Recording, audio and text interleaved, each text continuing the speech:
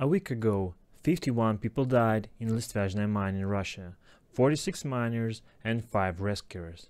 The largest incident in the last 10 years since the mine Rospatska, where 91 people died. Already arrested the entire leadership of the mine and 2 inspectors of local control of Rostechnadzor.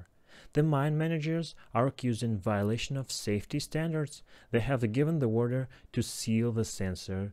In particular, the inspector of Rostechnadzor is accused of negligence.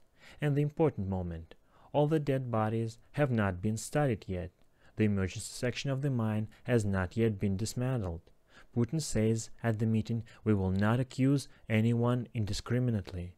But people are already in jail. This is now a reflex. Whoever is formally responsible goes to jail instantly. Putin is reading out a quote from the conclusion of State Committee. Lack of control by the management of the mine over the progress of work, lack of inspections by Rostechnadzor, the management of the mine hides gas contamination and falsifies sensor readings. All this basically coincides with what the miners themselves say. They also blame the management of the mine. They were forced to go down with violation of safety regulation. Otherwise, they were deprived of part of their salary. They even talk about special operations with methane meters to falsify the picture of gas contamination.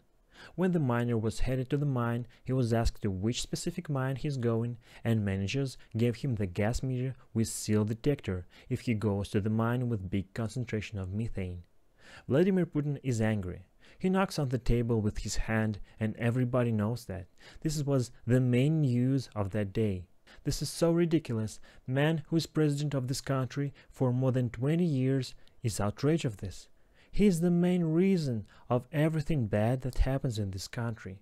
How is it 10 years ago, after the tragedy at Rospatska, they sorted it out, gave instructions, changed the wage system? Well, this is a very important question because we're talking about system of incentives. If a miner is very financially interested in fulfilling the plan, he will close his eyes to the sensor, and if he is not very interested, he will not. So it was 10 years ago, and now again. Leadership forged documents and doubled the volume of daily production of coal, and the miners' wages were tied to the implementation of the plan. Miners said formerly guaranteed salary grew up, but in reality, you still need to take risks to earn. The owner of the mine, Mikhail Fadeyev, reported at the same meeting with Vladimir Putin that he is ready to bear the responsibility of helping families and friends. But the fact is, owners are not responsible for accident. It is unfair. The laws in Russia are done in that way that Putin's friends are responsible for nothing. Meanwhile, for example, in last major accident in America, the Upper Big Branch mine in 2010, which killed 29 miners. The company paid more than $200 million. 40 millions went to the families of the victims. And the immediate penalty for the creation of conditions which place the production above the security and violation of the law which lead to danger for miners' lives, the penalty for this amounted to more than $10 million. Sounds like a logical process. But Putin didn't mention the owner responsibility at all. To make it clear, miners who work at the dangerous areas of mine received an average of $1,000 a month. This is a decent for this region and average decent for the country, but still it's only $1,000, which is about 10 times less than it is for average miners in Australia.